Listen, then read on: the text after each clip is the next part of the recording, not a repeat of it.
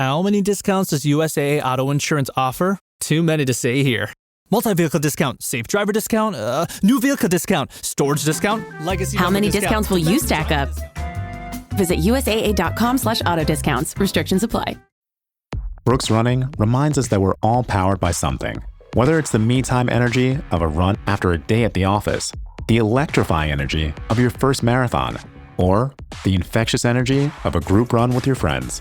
No matter what energy powers you, Brooks has gear specifically designed to unleash it. So lace up and let it out. Let's run there. Visit brooksrunning.com today to learn more. Vitamin Water Zero Sugar has great taste, zero BS, and obviously zero sugar. For those with zero room in their calendar, zero patience for slow walkers, those who get 0 hours of sleep on a Saturday night, have zero filter, zero given, and zero interest in grabbing a plain, boring water. Grab a delicious Vitamin Water Zero Sugar today. Raise the rudders! Raise the sails! Raise the sails! Captain, an unidentified ship is approaching. Over. Roger. Wait, is that an enterprise sales solution? Reach sales professionals, not professional sailors. With LinkedIn ads, you can target the right people by industry, job title, and more. We'll even give you a $100 credit on your next campaign. Get started today at linkedin.com/results. Terms and conditions apply. Hi, this is Tony Ruggiero here on the Tour Coach Podcast, where we bring you the best mental coaches, fitness experts, teachers, players, everything from my journey in the game of golf to help you learn to play better golf, teach better golf, and enjoy the game. Come on in. We're going to have some fun. All right. Joining me here on the Tour Coach on Memorial Day Monday, recording this. My good friends, often frequent contributors here as well. Wayne Flint, one of the great teachers in the game, good buddy of mine up the road in Birmingham, although he's at his palatial beach estate in Navarre Beach right now. He's probably got security guards out there like on top, making sure nobody's interrupting this podcast. And Matthew Rudy, who, what did we say? 5 billion? He's written 5 billion instruction articles over the last 25 years. Formerly Golf Digest instruction editor. Now he's got a multitude of things he's involved in, and I appreciate him sitting in. Guys, thanks for sitting down and sitting in with me today. How we all doing? Anytime. It's all the sun's finally out here in Connecticut, so it's a good day. I heard it's been raining up there a bunch. Not only raining, we've had nights in the low 40s, and to turn the heat back on. Let's sounds wonderful. It makes me want to move north. Yeah. Well, okay. So the topic today that we had come in here was why most golf lessons fail and how to fix it. I think not only is this great for recreational golfers, and Matt, I told you, like, we kind of over the last month, I've been going back to what we did in the early days of the radio show, really gearing it towards like recreational golfers and regular golfers. And we've had a lot of folks chime in and listen. And but at the same time, I think this topic's great for that group of young teachers and up and coming teachers that listen to this podcast as well. So I kind of want to start with you, Matt, and I'm going to let you kind of lead our podcast a little bit, because you've written, as we said, 5 billion articles, but I'm sure over those years and in dealing with all the teachers you have, you've seen some of this. You have to have seen some of, why do some golf lessons fail, or why do some teachers or instruction lessons given to people not help them and not make the student better? Well, I mean, I'll just start by saying, I remember when I started Golf Digest in 1999, there was a spectrum of article styles that we would produce that ranged from 1-page tips all the way to 6 or 8 page cover stories. And I would equate the longer cover stories more to like a golf lesson, where there's a beginning, a middle, and an end. And, there was a comprehensiveness to what was being taught, where the 1-pagers were like tips. So, I mean, I'll ask you guys, you've both been teaching lessons from the analog age where people weren't consuming golf instruction in videos or on Instagram, tip forms of golf instruction. Is it harder to reach people in a longer time frame, even if it's an hour-long lesson or say a series of 3 lessons or 5 lessons? Are you finding it more difficult to keep people engaged or to deal with the change in attention span, that the way people consume things is kind of, I think it's changed the way people consume things. So I'd imagine that's probably a part of why some lessons. Yeah. Wayne, go ahead. You start with that. You've been doing it longer than me for sure. Well, certainly with the internet and the YouTube and all the videos that are out there now, and a million ways for people to go and get information. People come to us, or people come to me, and they've all watched their share of instructional things on the internet, and they come with some preconceived ideas of what they think is wrong with their game, and so on and so forth. I still kind of do a little bit of what I did my first year or two in. I mean, you and I've talked a lot about this, Tony. I taught my first year on my own, so to speak, when I kind of slowed down doing golf schools and went into private practice, if you will, just teaching my own golf lessons in Birmingham, Alabama. And I felt like I was doing a really good job. I had a lot of clients, and lo and behold, I worked through the whole year. And then come football season and hunting season in Alabama, things change a little bit. And I just thought the summer was going to never end, and boy, did it ever when football and hunting rolled around. And I went through that first winter, and things were kind of lean, and I said to myself, and I've tried to do this my whole career. What am I doing? What am I not doing right? To keep these people active and working on their games during the off season. So, I've kind of restructured my whole thing, and that's when I came up with, I went and did a bunch of research back at all the notes I'd written over all the years of doing Golf Digest schools way back in the day, and I tried to put a little bit of I kind of looked at myself, and I realized I didn't have a plan. And, I started every lesson just try this, try that, kind of like everybody does. And it didn't work. And so I sat down and looked real hard at myself over that first off season. And that's when I kind of came up with my first lesson, which, you've seen it a million times. You put it in. Matt has too in my book. Yeah. The book we did. Matt, it's one of the great things ever written. You guys put it in the book, and, I did that for a number of years, and still do that. I don't do it on paper anymore. I do it verbally, but I still do write notes, as we all do. But that was a big breakthrough for me, because that let the people know that came to me that I had a plan, and that there was something that I was trying to get done, and I was looking at their personal game. I was looking at it with a plan in mind, and it helped me as a young teacher organize my thoughts a little bit, and start to see what cause and effect was doing, and not just seeing every little thing that happens in a golf swing and trying to fix that. I tried to look at it more big picture, and that really helped me grow into the teacher that I am today, whatever that is. It helped me be more organized, and that helped me grow and continuing to be around great teachers, which I've always tried to do. Gathering more and more information and organizing it in my mind, and how I can present it, and that made all the difference for me.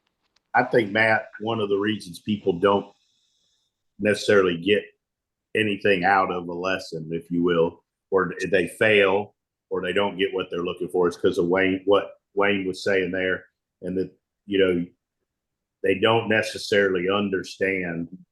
I think people get caught trying to chase the effects rather than really being sat down and explain what the cause is, right? And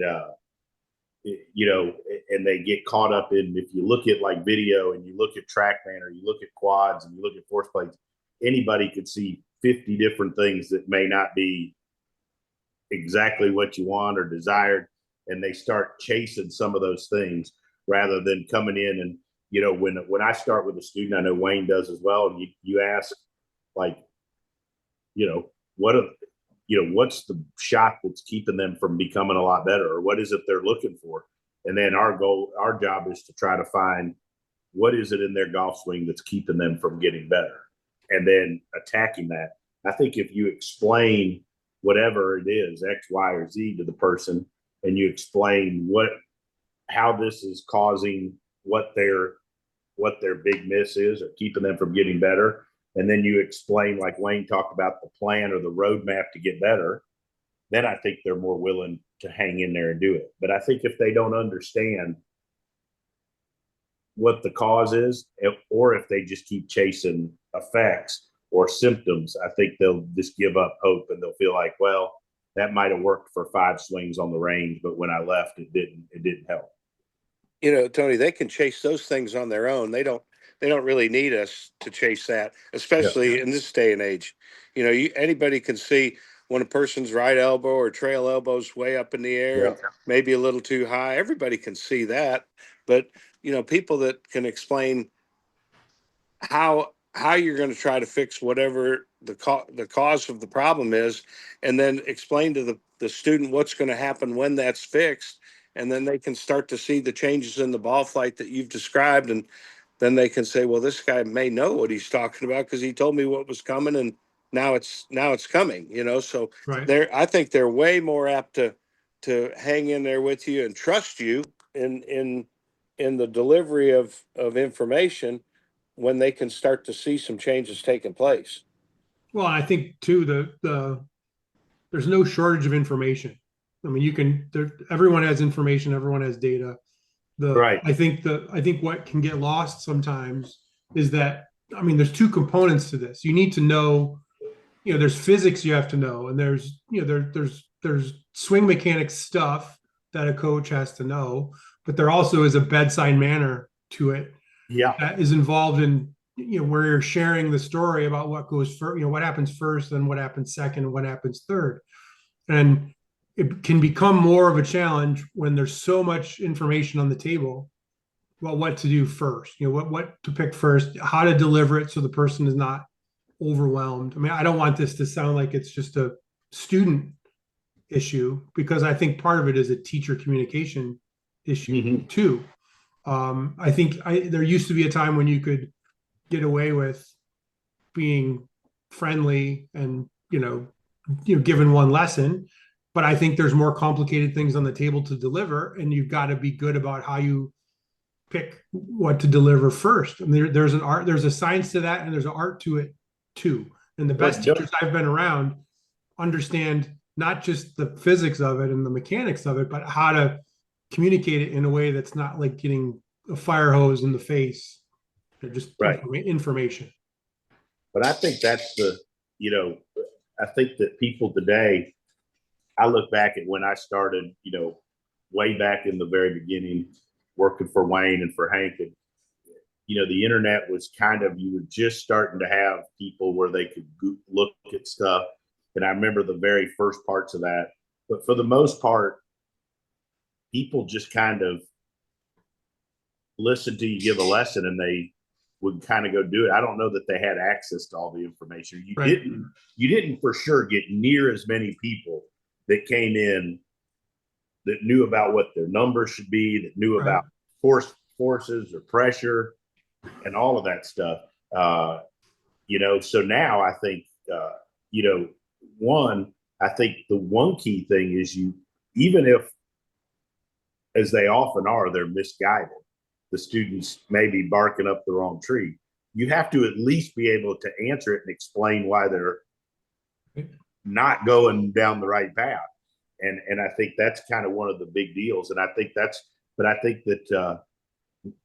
to answer the question of why do some people not get anything out of lessons, or why are some lessons not successful, it's because they don't attack the right things, or they don't get the student to buy into it enough to stick with it through the bad times, or the times when it doesn't work. I mean, have you guys found that I think if someone came in from outer space and the only thing they saw was how I've had a couple that I think have. But if the only thing an alien saw was how people interact with each other on X or on Twitter or on social media, the level of discourse and the combativeness in the discourse and the way people communicate, I think it's much more combative and defensive and aggressive than it was 20 years ago. Hey, it's Paris. You know, I love sparkly things, right? Like stars. Duh. And thanks to Hilton and AutoCamp, I just slept under them. Picture me serving looks by the fire outside my luxurious Airstream, making s'mores with the kids, while a national park is our backdrop. The great outdoors meets Hilton hospitality. That's hot.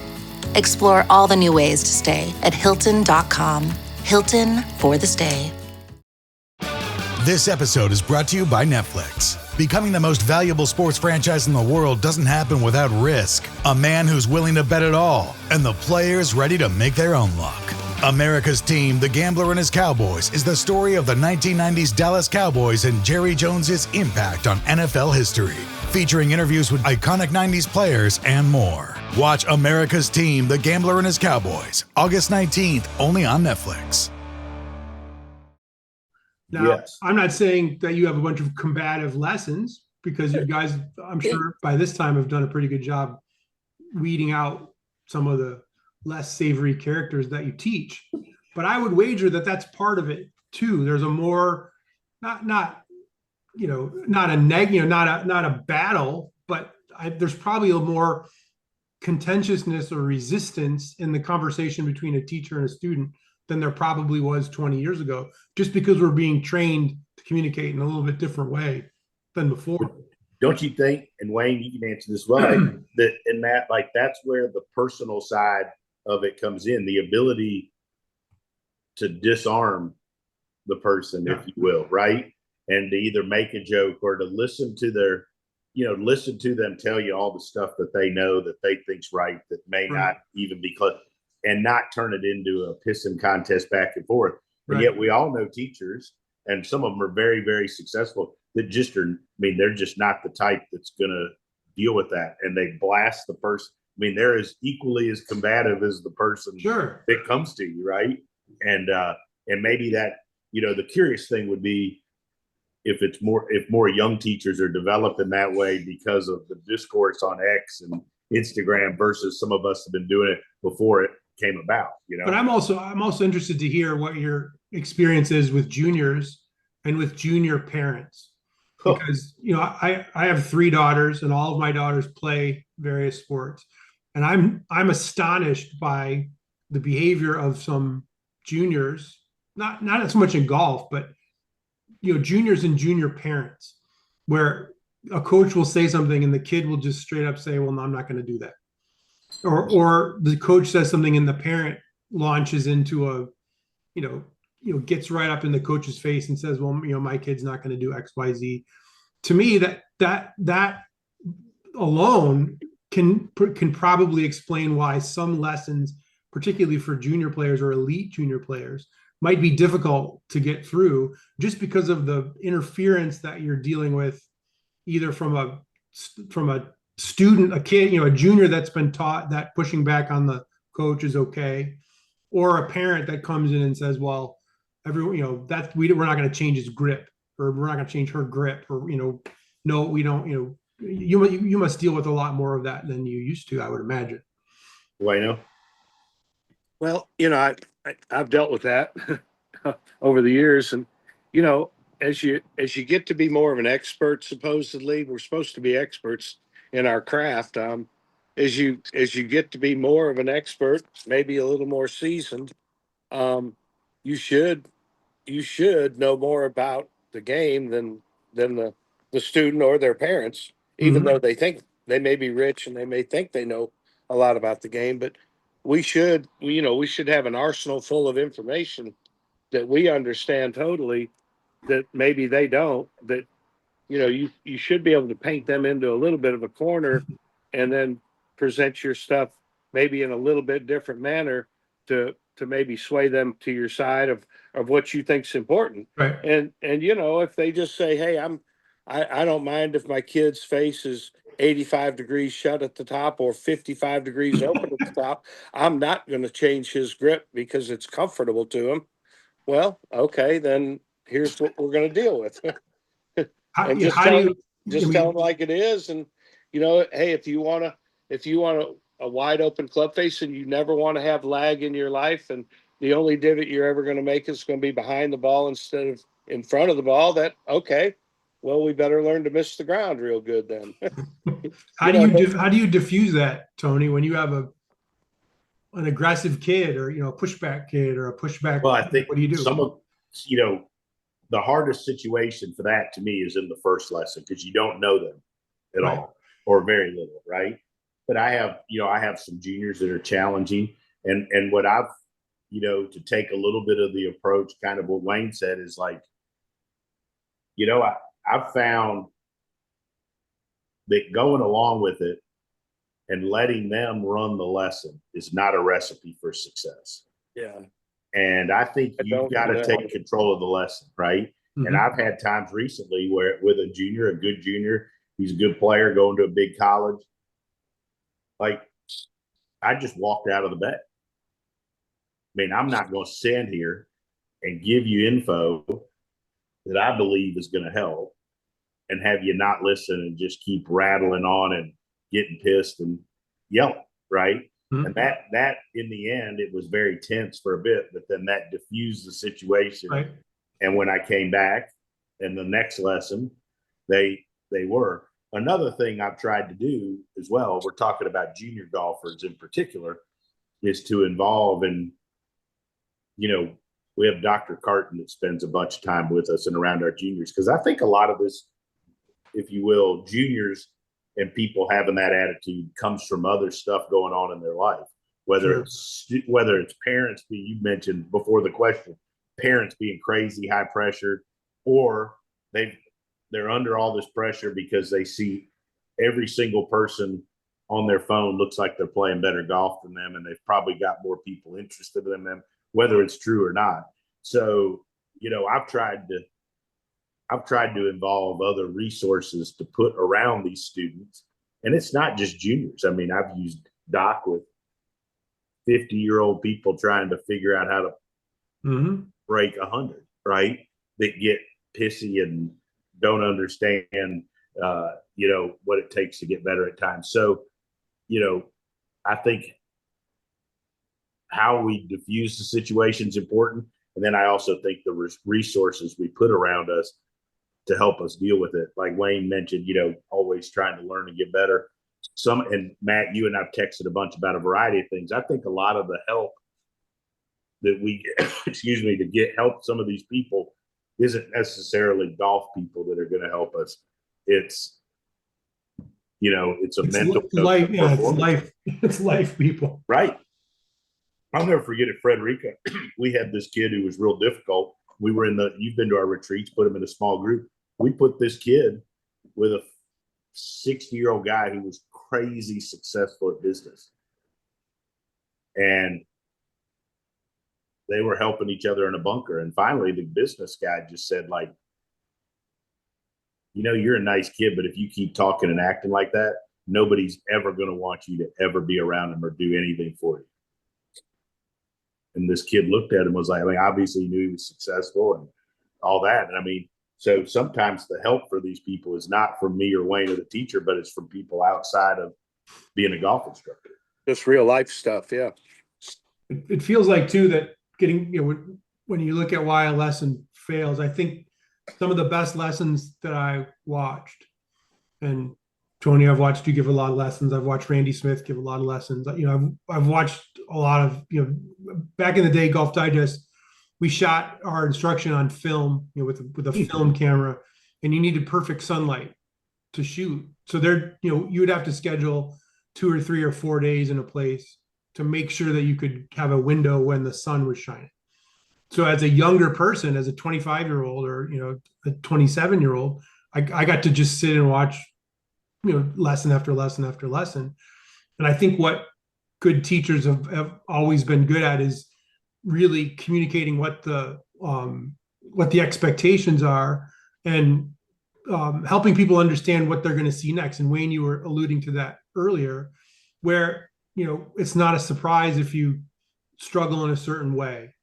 I think some lessons fail because a person takes a lesson and there's something that's an improvement, and then they go away and they hit balls and they see something on Instagram where, there's another stimulus that comes in.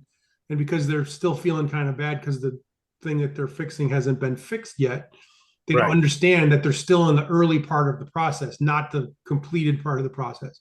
And if you don't ever take all the steps, you're never going to get to the end of the race. So I would imagine you're probably seeing a lot of people, like, it's almost like a doctor. If you come in, if someone broke their arm and you come in and you put the cast on, when you see them again, it's like they broke the cast off and are banging the broken arm on the table again.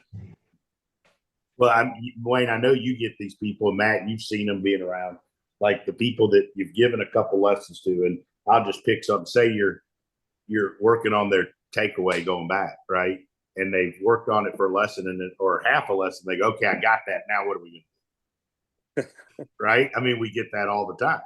Right. It's like then you say it was the lesson prior, there's follow up, and well, no, I mean, you are doing better, but it's not all the way there.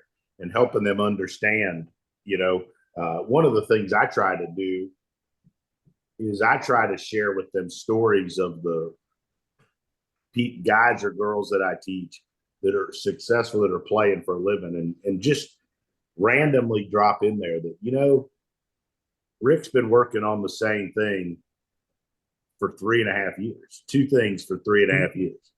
And then they all really were like, here's a guy that's crazy talented, and this is all he does every day. He doesn't go to an office. He goes to a gym. He goes to a golf course. and it's taken him 3.5 years to get way better at it. So I think that helping them, going back to kind of Wayne's first point, but like showing them the plan, but also educating them in how long it takes for people that do it every day, all day. So if you're Joe Schmo that's an accountant that sits at a desk 5 days a week, hits balls one day, plays on Saturday, you're probably not going to have it mastered in 3 days. Well, and some people just aren't willing to. I mean, that's another reality that's gets in golf, but it's in everything. Mm-hmm. You're not, if your ambition, I think, to get better at anything is to go take one golf lesson or one trumpet lesson or one Spanish lesson or one whatever lesson, flying lesson, pick whatever it is. Yeah. If your ambition is to go get the complete download in 60 minutes and have it, you're probably going to be frustrated. And I think probably the damaging part about the way our culture works is that's sold to people in a lot of ways sometimes too. A tip, a hack, even the way AI is talked about now, the whole thing is designed. Oh, if you do this, it can, you can, instead of having to sit down and write your grandmother a letter, ChatGPT will do it for you. I think everything in the culture is designed to make things easier for you. Some things there's a process and it takes some effort to do. Which goes back to the whole point that you see it all the time on social media, that like you see tour players like Max Homa said, different guys, like golf is hard. Yeah. It's a hard sport. So like ChatGPT is probably not going to solve your golf swing for you, right? Like, may tell something, AI may tell you the info, but it doesn't make you able to do it faster, Plus, everything's changing. That must be a fascinating part of your job, because especially if you're dealing with middle-aged weekend warrior types, your level of flexibility, your soreness, your mental state, the amount of time you spend. I mean, everything is a variable when somebody's coming in. These aren't, perfectly tuned athletes. And I speaking for myself, this morning I played pickleball with my family, and I didn't play that great because I didn't sleep that great. So then, I mean, you come in and you expect to do everything magically because the coach is giving you a lesson. I just think the variability of human performance is a part of it that people don't understand. You're not the same person you were yesterday or last week, and you have to understand those variables, and so you can understand what parts of the lesson are helping you get better. Yeah, and you mentioned the physical stuff. I would say that one of the biggest things that's changed for me over however many the last 10 years is, and while it's crazy and been crazy important with tour players, it's even more important and had a faster impact on the recreational player, is the ability to give them some sort, of a screen of what they physically can and can't do during a lesson. And there's ways to do that in an hour golf lesson that's pretty good. At least gives you a basic understanding, right? So they can physically capture what you're asking them to do. Right. Like, so if we're asking them to turn into their right hip and they've got no mobility in their right hip and no stability in their right leg, well, shit, I'm asking them to do something that they can't do. Yeah, the lesson's going to fail. It's going to fail. Correct. Right. So, but if I can give them, if I can show them that's why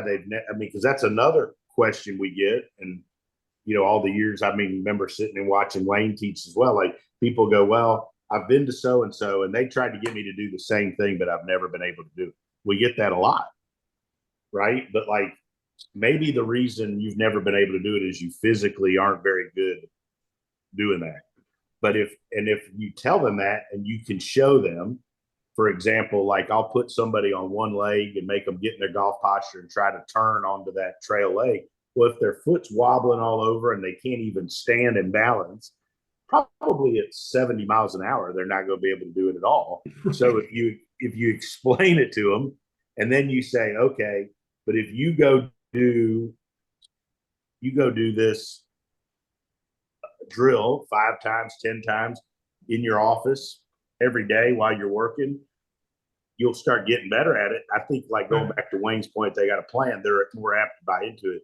But I think if you just start with the same thing of, hey, I'm trying to get you, whatever it is, turn into this, whatever. And they're like, well, this guy's tried to get me to do that. I've tried to do this with 6 people, but I've never been able to get any better at it. They're probably not going to buy into you, and they're probably not going to get much out of the lesson.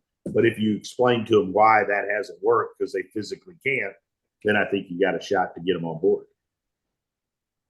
Yeah, I'm going to get hate mail from the Golf Machine people, but I can remember going with Tom Ness and watching. This will be good. Watching Ben Doyle teach lessons for a day, and he gave the exact same lesson to everybody. There was an 80-year-old woman, there was an aspiring college player, there was a 50-year-old businessman. It was the exact same lesson, and I understand where that comes from. But to your point, to me that's a recipe for frustration or lesson failure for someone, because the 80-year-old woman can't do the same things that the aspiring college player. There's just a different level of functionality in my mind that modern lessons have to account for. Yeah, I think, don't you, Wayne? I think that one of the biggest things is our understanding of what the body can and physically can't do. And now there's ways, heck, you've got 3D, basically, you can shoot out of a phone. There's force plates that now are even pretty reasonable that people have portable on tees. Mm-hmm. And we all have some form of practice, and you can screen and help somebody understand physically what they lack. Like, there's so much easier ways to get to the bottom of it way quicker than when I started under you, Wayne. You're tuned into Auto Intelligence, live from Auto Trader, where data, tools, and your preferences sync to make your car shopping smooth. They're searching inventory. Oh, yeah. They find what you need. They're gonna find it. You can make a budget for your wallet to help you succeed. Pricing's precise and true. So true. It's smarter car shopping. Ooh. Just for you. Oh, it's just for you. Ooh. Find your next ride at autotrader.com. Powered by Auto Intelligence. With a major selection of the looks your kiddos love, starting at just $4 in the Walmart app, a new school year means a stylish new them. Who knew? Find skater skirts and Crocs that say, I'm casual but cool. Sparkly sneakers that say, "It's my classroom, you're just learning in it." And preppy polos that say, "I'm the teacher's pet," even if they're mommy's menace at home. Find their favorite styles starting at just $4 in the app. The Walmart you thought you knew is now new. Yeah. Sorry, go ahead. No, I don't think there's any doubt about it. One of the things too that that I try to do with people that are a little bit older or whatever, when I find out that they're not quite as able to do, turn into their trail leg or whatever the case may be, I try to set them up in a situation where they can turn into their trail leg very slowly, and then kind of help them, put your hands on them, especially if they're 70, 80 years old. You don't want them to fall down. Put their hands on them so they can feel what that feels like and help them there. And then, it's amazing. People want to get better. So they will, some of these older folks will go home and they will practice things slowly and do it for a little bit of time, because what else do they have to do, really? And they get a little bit better at it. And I don't think that, the older folks that come to us for lessons, I don't think they're under any illusion that they're going to become Tiger Woods one day. I mean, they just want to play golf a little bit better, and they want to have a little bit more fun. So, you just give them some situations that they feel like they can accomplish, and then they can go out and practice and accomplish it. If they hit it just a little bit more solid, hey, they're happy. They're having fun at that point. I think the thing that runs people away from it a lot of time is they're out there with 100 balls in a bucket, and they're hitting it every which way. Every different swing is different, and they don't have any idea what's going on. That's where the frustration comes in. If they at least know, hey, I've got to keep my right knee bent, and I've got to stay balanced on my feet. I can't get my feet rolling around on the sides of my feet and getting outside my leg and all this stuff. If they at least understand what they're trying to do, they can slow themselves down to maybe accomplish the task, and then hit it a little bit more solid. And they are happier at that point. They just want to feel like they understand what they're trying to do and why, I think. So, our job is to help them learn to do whatever they can do at the speed they can do it. Because let's face it, none of us can do it as good as we did when we were 20, right? We're all physically a little bit different than we used to be. And Matt, I think that guy that Wayne was just talking about with 100 golf balls in a bucket out there that's getting frustrated, they get equally as frustrated when they hit a good one and they can't tell the difference between the good one and the bad one. I think we always talk about the guy getting frustrated just hitting bad ones, but like students all the time, they're like, "Oh, that one was good, but I don't know what the hell I did different from the first one." Right. And I think that's one of our jobs as teachers too, to be able to explain when, and sometimes they didn't do anything better. They just timed it up maybe, and they got lucky.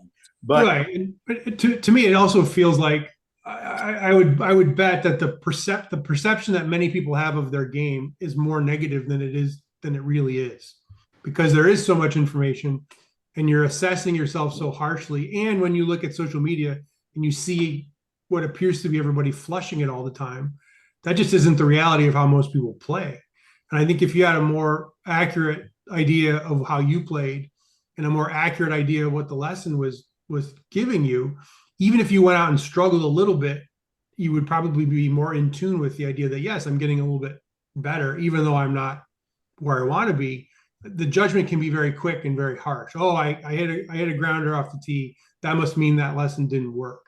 Well, the reality is every 90 shooter or 95 shooter hits all kinds of kind of crazy, lousy shots. That's part of shooting 95. And so I think teachers probably don't get as much patience from the student, because the feedback loop is always saying, look at everybody out there flushing it and bombing at 280. I mean, that just isn't the way most people play golf. No. And I mean, I just think that, the topic being like, what can we do to help people get basically more out of a golf lesson? And, kind of going back to where you talked about people being more combative, like one real key of it is to be more communicative, to be like, to one, also tell your teacher what's going on. Tell your teacher the experiences you had. One thing that helps me is tell me the stuff that hasn't worked. before, right? Instead of going down the road for 2 months and then this guy going, well, yeah, I tried that before. I never was any good at learning this way. Like, I've been doing that drill you told me, but I used to do it all the time. It never worked either. Yeah. Like, the more info helps us. By the way, I had a knee replacement and I can't do that. Right. And so, I mean, we ask a lot of questions on the front end, but like the students got to communicate as well. Yeah. Awesome stuff. Matt, Wayno, thanks for joining. Matt, you bet. Thanks for taking some time. I want to get you to come on more and help us lead these discussions because you're way better at leading us around than I am. Yeah, but you're way better at fixing a slice, so that all evens out. Well, it all evens out. Looking forward to seeing you in a few weeks down at the VIP camp. We'll have some fun and shoot some good content. Wayno will be there. Wayno, thanks again as always. Enjoy travel. Send back. Guys, we'll talk soon. Thanks, guys.